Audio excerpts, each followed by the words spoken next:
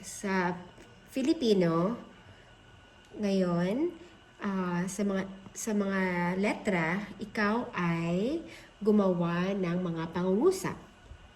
Okay, first, ang nagsisimula sa letrang P. P. Pusa.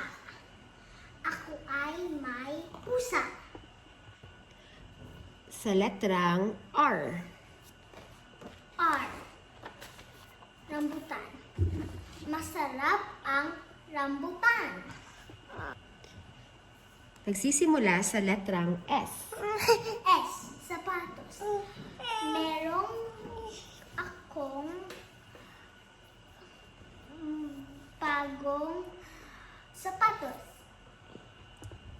Sa letrang T. T. Tasa. Ako ay umiinom ng gatas sa tasa. Sa letrang U. U. Ulan. Umuulan sa labas ngayon. Letrang V. V. Van. Ako ay sumasakay sa van. Sa Filipino, ikwento mo ang alamat ng butike. Isang araw, si Jose kasama sa iyang nanay. Manakitang siya isang aso.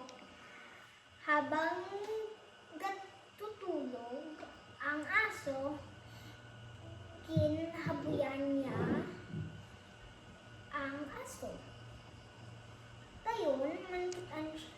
Tapos, manikitaan siyang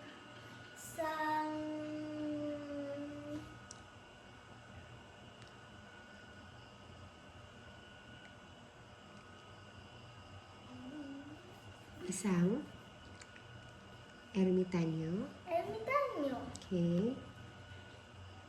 Ayun, Tapos,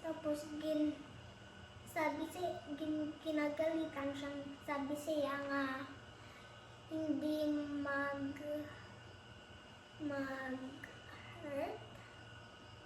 mag-hurt sa mga animals, mga hayop. At dayon,